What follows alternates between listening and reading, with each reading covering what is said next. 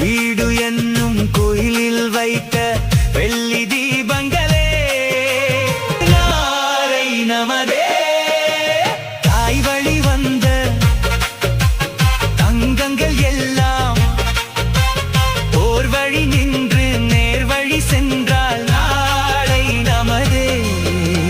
காலங்கள் என்னும் சோலைகள் மலர்ந்து காய்கனியாகும் நமக்கென வளர